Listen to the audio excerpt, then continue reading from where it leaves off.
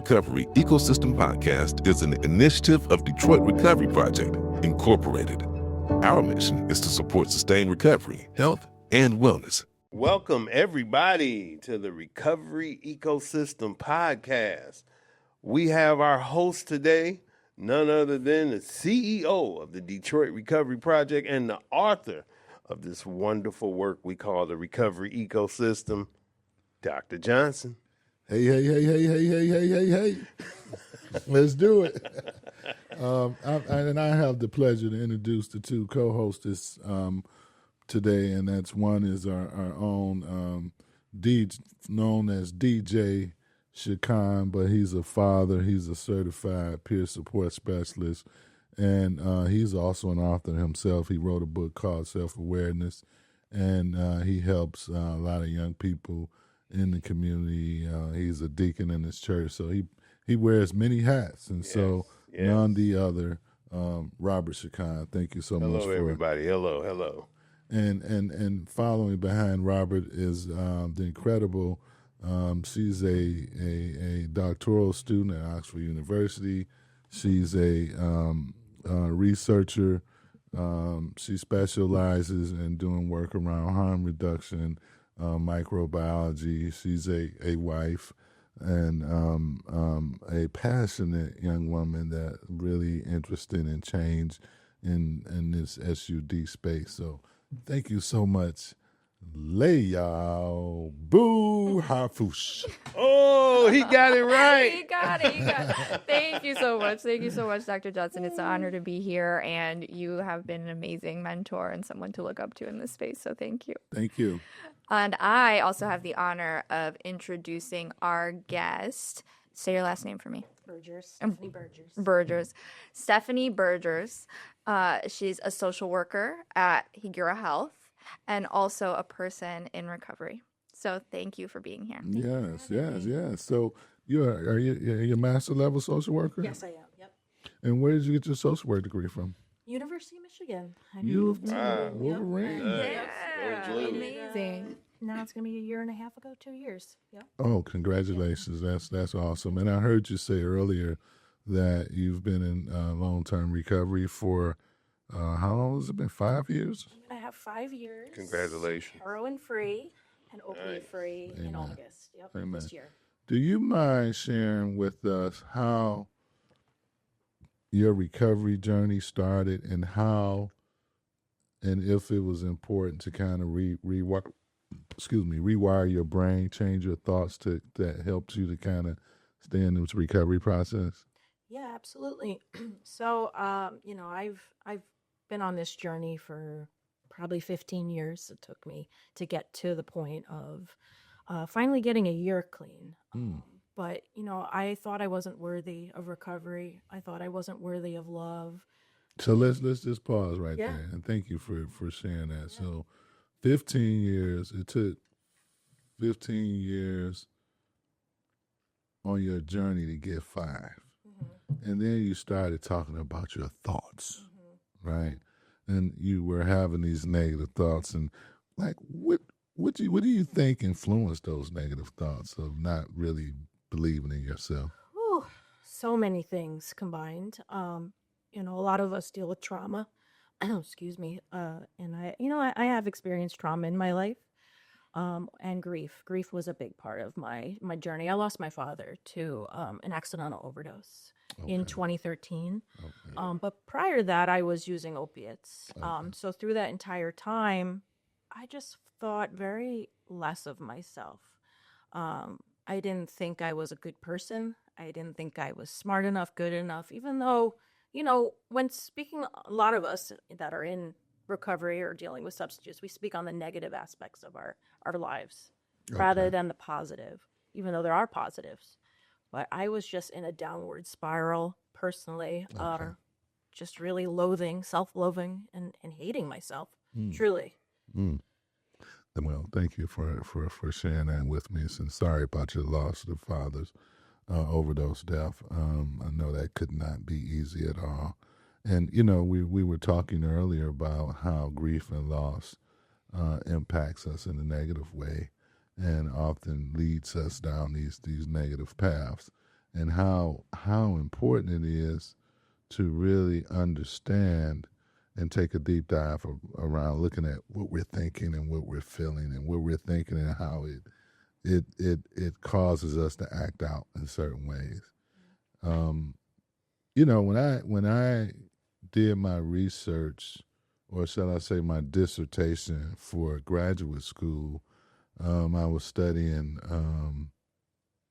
examples of what was causing people to relapse, and the number 3 things that I came up with was embarrassment, guilt, and shame, and that's something that's often prevalent. And I don't think we just really talk enough about the embarrassment, the shame, the guilt, the loss of loved ones, and how people can navigate it. Because some people come from these wonderful homes where they got the support, and then a lot of people are coming from environments where they don't have the support, where there's a single parent home, and that single parent is often consumed trying to provide food and shelter, but not able to provide that emotional support. And that's usually when young people or older people kind of spin out of control, because we all need that emotional support. If you've ever heard of Abraham Maslow hierarchy, which I'm sure you heard of it, hierarchy of Needs. What's at the bottom? Food, shelter, and then what? Love, belonging. And so we have to make sure that we're mindful of those type of things. And I think we just live in this society where we forget about it, because we live in this society where everything is fast and furious. And we don't sit down to check in and say, how are you feeling? And how are you healing? And how are you dealing? And really be present with people to really process that. Does it make sense to y'all? Yeah, I just want to chime in on our guest. Nice meeting you. Thanks for being here. You talked about, and so in a chapter in the Recovery Ecosystem book, it talks about cognitive restructuring, and one of the key points is helping identify self-defeating beliefs. Now, you said it was a time that you felt like you were loathing, you didn't like yourself, and I'm saying that because I look out on social media, all day long, and everybody's thinking, I'm so great, I'm a bad bee, I'm this, I'm that, and it's so, to hear somebody with that much self-awareness to say, no, it was points that I didn't like myself, because I look out and it seemed like everybody just totally in love with themselves. So what's your process for identifying self-defeating beliefs? And before you answer that, back then, did you know it like that, or is this a reflection? Like, when I think about it, I didn't really like myself, or did you actually know it back then and like, I hate myself, give me some drugs? Like, yeah. I know I threw a lot at you. No, that's a great question, right? So those cognitive distortions that come up where we're really just, or I'll speak in the me, for a long time, I think growing up, I had really large self-esteem, confidence issues. And I think that stems from being an adult child. I'm an alcoholic. A lot of stuff that, my mom's a social worker. So I did have support and love in my life. Although I did have some adverse childhood experiences due to my father being an alcoholic and some emotional and mental abuse that went on, never physical. A lot of the stuff that was said to me when I was younger, I put that on myself, and I put that pressure on myself. And I thought I had to be this picture perfect daughter. My mom's a social worker. I can't have any depression. I can't have any mental health issues. That was my thought process back then. So you felt it, but you were kind of in denial because of what was expected. Yeah, I think I always had really high expectations for myself, but now then at the time, I can't say that I was aware of it. Now being older, having therapy, having a huge support system now, looking back and reflecting on it, and even having these conversations with my mom later in life, she was like, we never thought you had to be perfect. Never. We just wanted you happy. You thought you had to be perfect. I did, yeah. And a lot of us that are in recovery I've had a lot of clients that bring this up too. They thought they had to have this picture perfect. And I think that's what social media is like. We're showing the good stuff, right? We're never talking about the bad things that are going on in our lives. One of the things I tend to do is I always make a point to say I'm in recovery, that I have dealt with these things, because I want to break that stigma, because we're human. We're not perfect. We have flaws. We have things that we go through. We're depressed. We're sad. We're down. And it's okay to talk about these things. And I think it's important that people do talk about these things, rather than saying, oh, everything's great in my life right now, which in reality probably isn't. Yeah, just real quick. When you said that, I thought about when I walk past people a lot of time. I say, hey, how you doing? They say, living the dream. And it seemed like a lie. But go ahead. I'm sorry. Yeah, well, I'm just saying. I do want to say thank you for opening up and sharing your childhood experiences, and and thanks for bringing up the adverse childhood experiences piece, because I think that's something that we've ignored in our society, and we've tried to normalize parents who are actively alcoholics and substance users in households. Yeah. And often families spend so much time trying to cover and protect those individuals in the household, and the children are suffering in the midst. And statistics strongly suggest that children who grow up in households where one parent or more are actively using drugs or alcohol, that child is now experiencing adverse childhood experiences. Why? Because you can't be present. You can't be a loving, nurturing parent if you're nurturing that bottle or drugs. And so it does impact it impacts young people psychologically. And the impact psychologically is in some cases traumatized, in some cases questioning, or lacking self-confidence. It's lacking self-esteem, because what has now happened, quote unquote normal home environments where it's nurturing and love, the child is cared for. But when you're not getting that type of nurture and love, you're actually getting neglect from the parent. And then we begin to develop these, what I talk about always in terms of these attachment styles. And these attachment styles that we develop are our way of quote unquote handling with our emotions and feelings, which we never quite handle, right? Until we begin to unpack and dig deep to really see how all this manifested in our lives. And you're a social worker, so I can tell the lingo, the jargon. Yeah, yes, absolutely. It's almost like an ecosystem of dysfunction. Mm-hmm. It's exactly that, Robert, and thank you for sharing that. Yeah, it's a negative ecosystem, and it's really changing our ecosystem. And the way I look at the ecosystem and the rewiring the brain, rewiring our thoughts.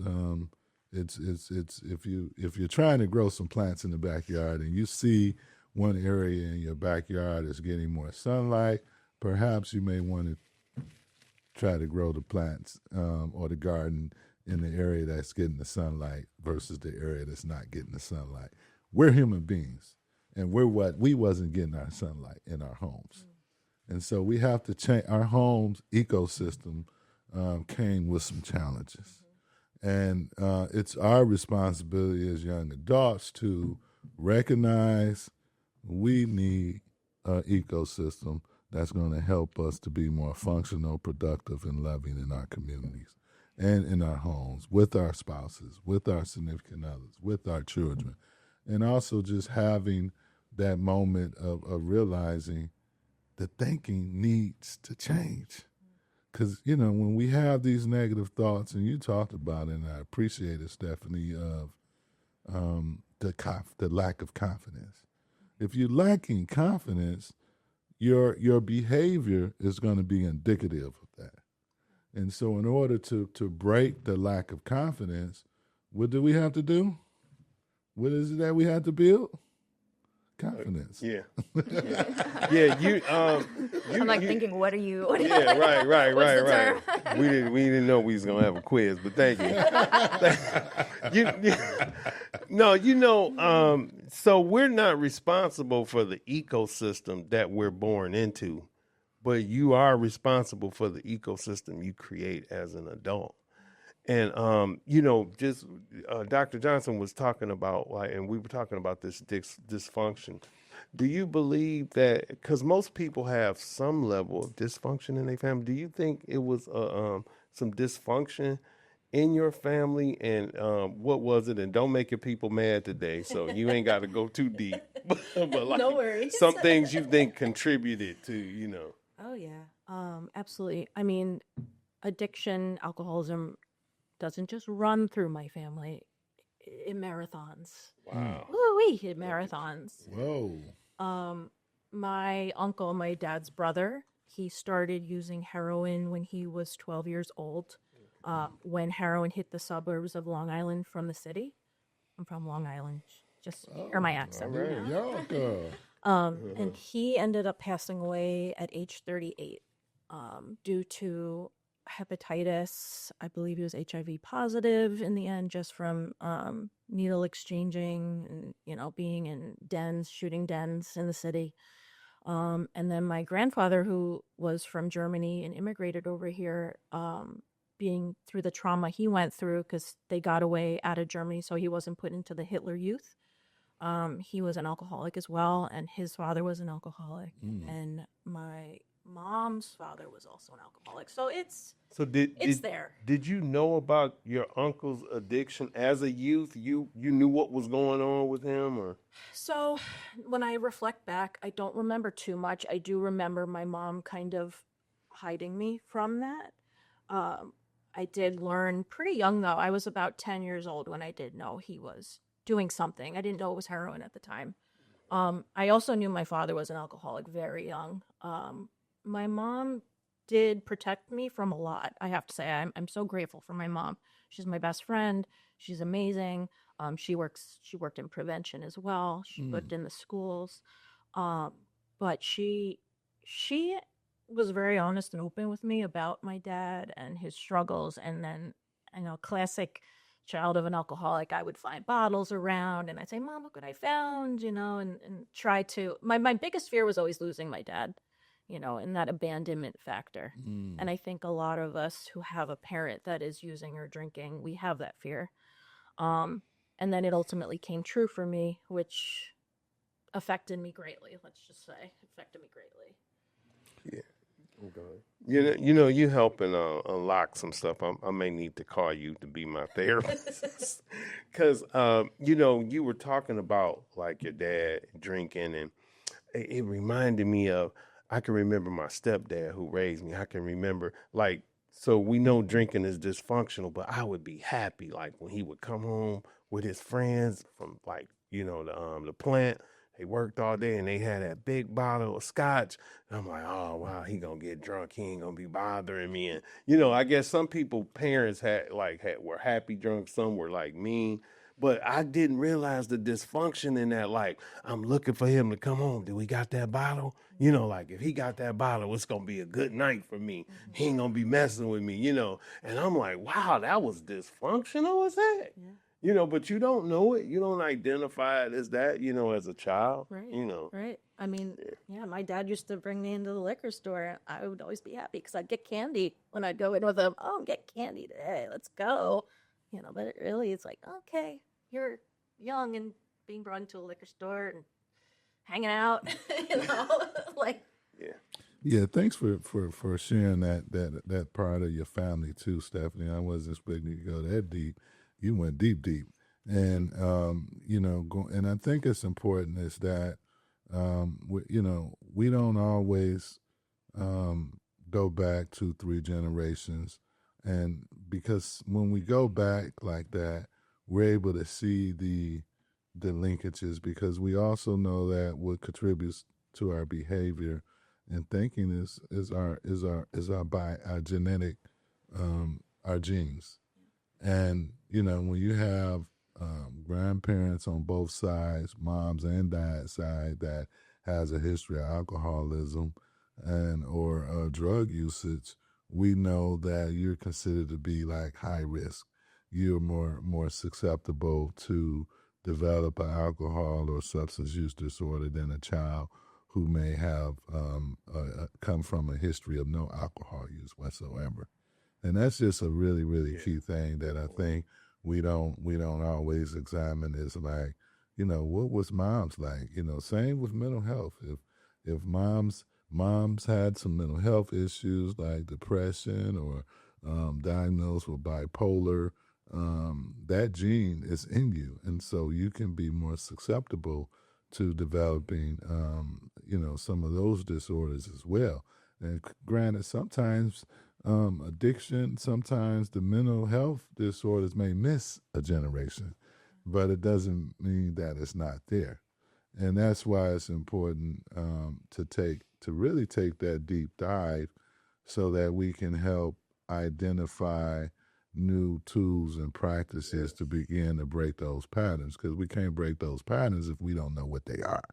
And from a genogram is the approach of great grandparent, and then you put that grandparent and you put all their siblings, and you draw a list of education, employment, if there's SUD or incarceration or addiction, and you look at your whole generation like what they call it,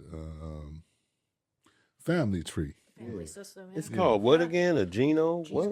Genogram. The genogram is looking. Wow. It goes back typically about 3-4 generations. So it will look at your grandparents, and then you break down all the siblings, and you'll see these patterns of somebody died at 18, somebody was depressed, somebody had alcoholism, and it helps you to really understand who you are as an individual. Yeah, it helps paint a picture. It's really amazing to use in sessions with clients to actually draw it out and put it on a sheet of paper and hold it up so they can visually see it and make those connections. Yeah, I usually use it in interventions, family interventions, as one process, because it also engages the family in being able to. Because sometimes when you are that one person, the family is looking at your addiction,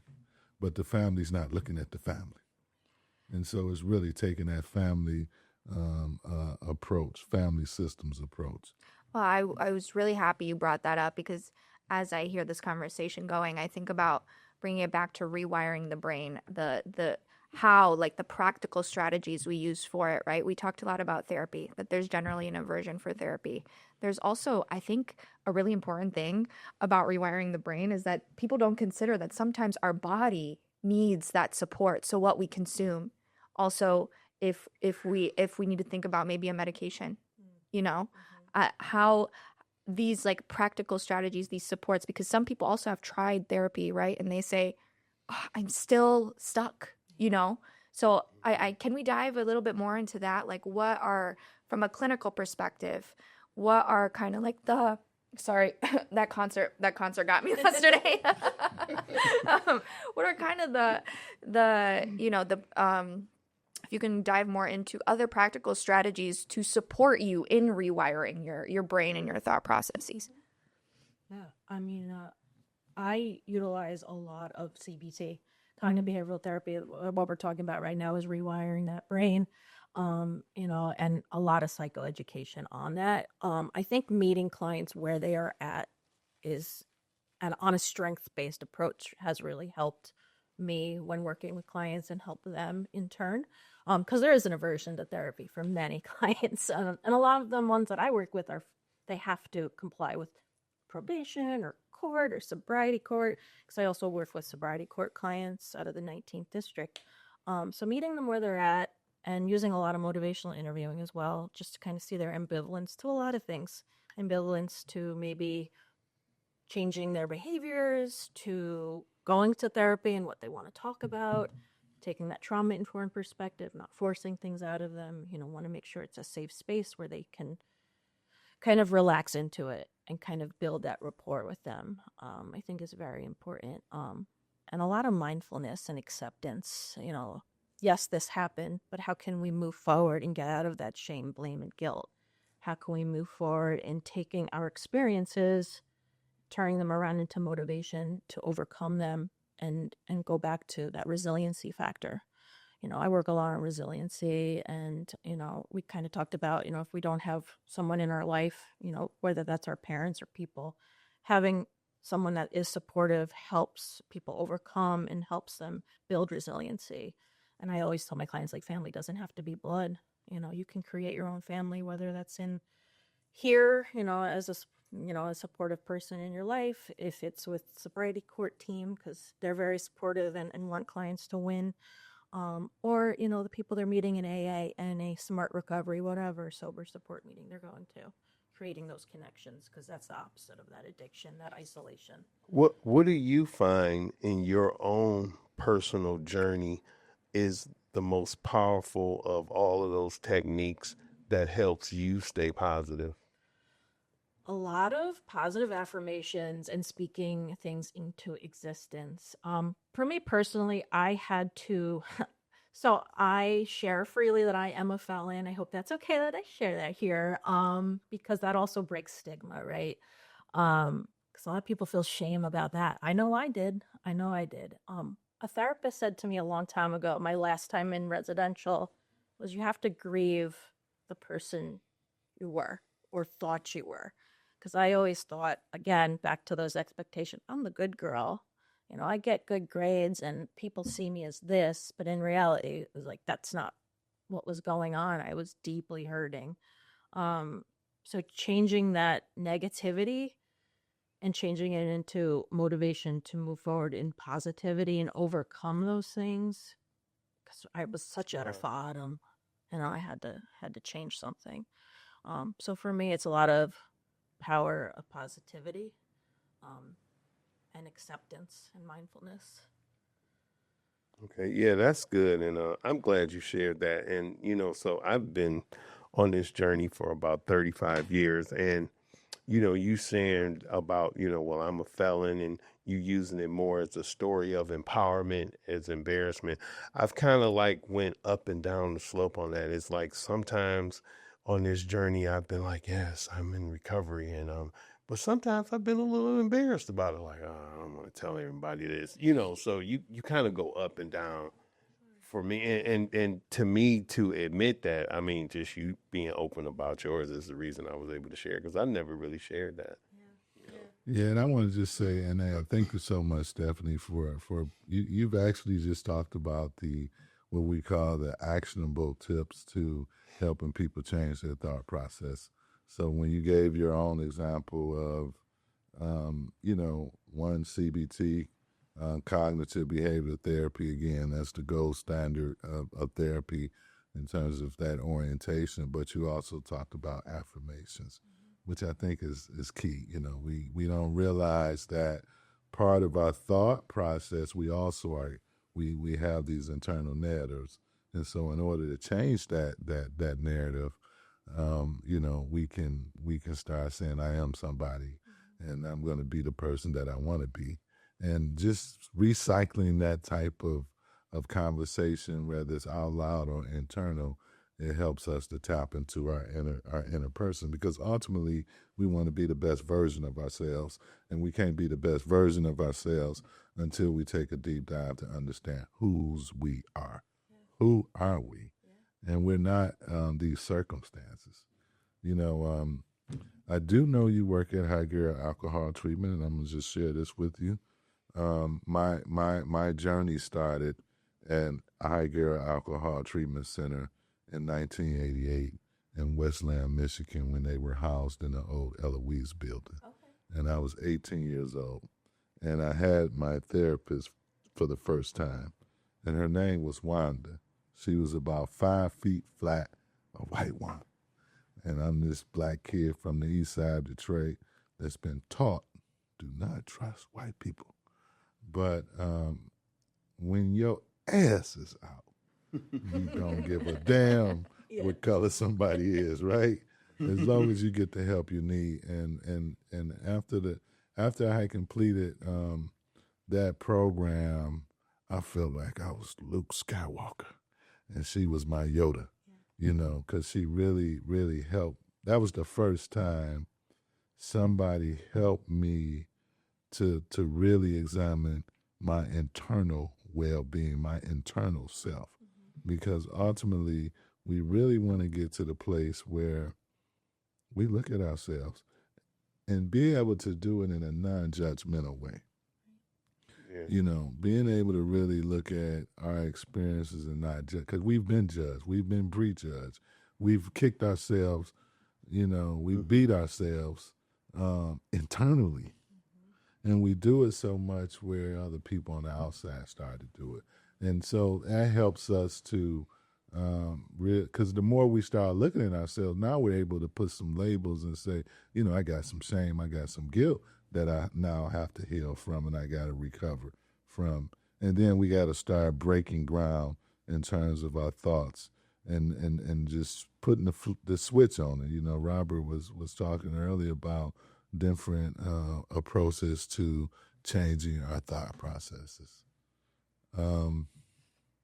Did you have any questions for us about any of this? For me?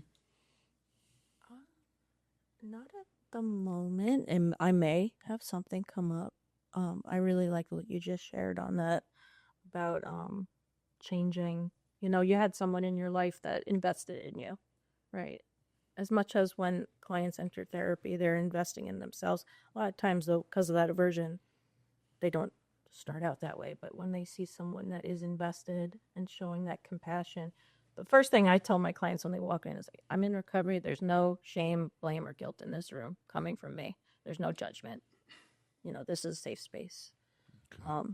And I also, a lot of times when we're having that blame and guilt and shame, we say, I should have done this. I should have done that. I say, put down the bat and pick up the feather. Be compassionate with yourself. I like that. Yeah. Self-compassion is also another intervention that I use a lot with clients. And that helps with that rewiring of the thought process, being kind to yourself. Because we beat ourselves up like no other. So being kind, doing activities. I have an amazing self-compassion workbook that I use. And I tell clients, don't should on yourself. I should have done this. I should have been this way. Don't should on yourself. That gets them going too. A lot of times they like that, having these little quips that they can hold on to and keep to help propel them forward. Yeah. Do you ever share parts of your own personal story with your clientele? The only time I do is if I feel that it's going to help the client. And try to allow them to really guide the session. But if there's something they can relate to and ask me, I'm very open about it with them. 'Cause a lot of times people will look at me like, you're not a felon. You didn't do heroin.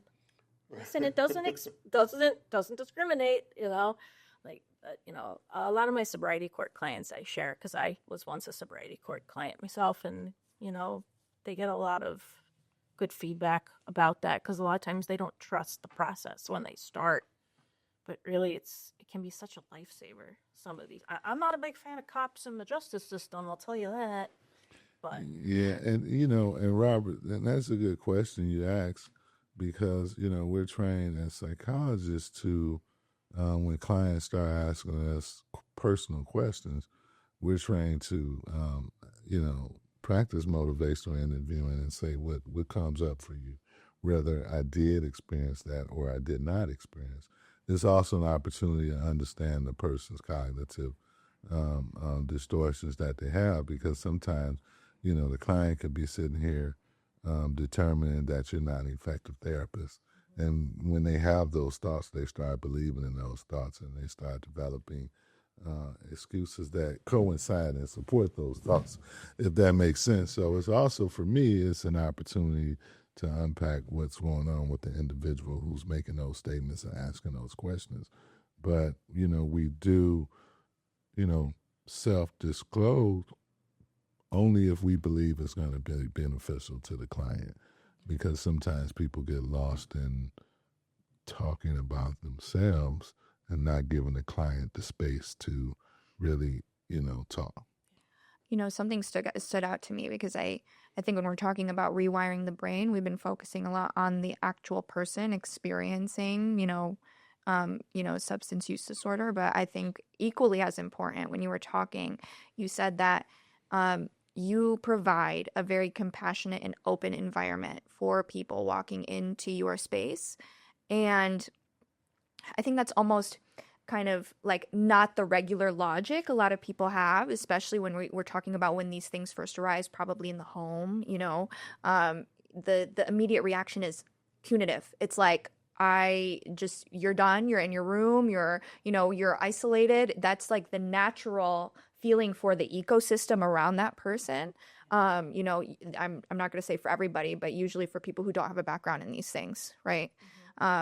So that made me think, like, talking more about creating compassion for a person from a supportive standpoint, thinking about how that's equally as important in rewiring, that person's journey and rewiring their thought processes and things. Because if we're just surrounded by punitive measures all the time, outcomes from everything, not just in the home, but also from a policy perspective, right? In the real world, punitive measures don't work. And so how do we kind of shift that narrative and, have people meet others where they are with compassion? All right now. All right. Yeah. I mean, the ecosystem is really, part of that is having an ecosystem of compassion. And, because we're countering so much as it relates to people who influence and supported, our using friends, right? Our criminal friends. Those were once our ecosystem that supported us in the negativity. And so as we develop a healthy ecosystem, we know that, deep down inside, we need people in our lives that's going to be compassionate, that's going to be non-judgmental, that's going to bring empathy into the room and into our lives. And that's how we begin to heal and get better. And without it, it's impossible.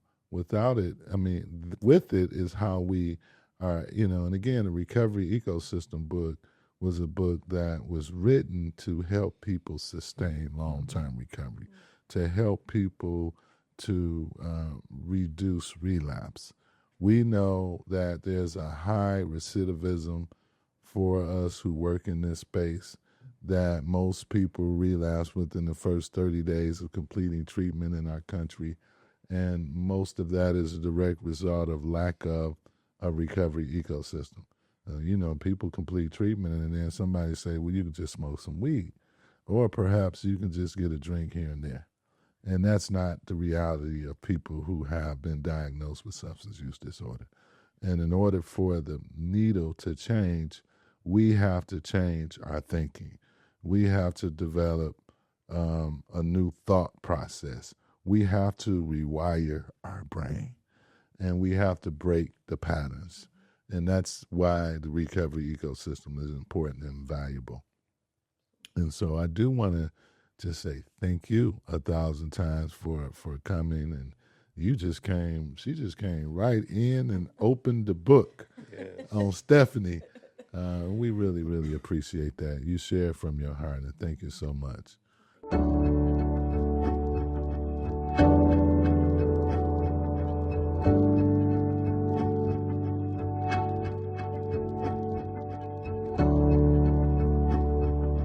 The Recovery Ecosystem Podcast is produced by Detroit Recovery Project, Incorporated. If you or someone you know needs support for substance use or mental health, call 313-365-3100 or visit recoveryfordetroit.com. You are not alone.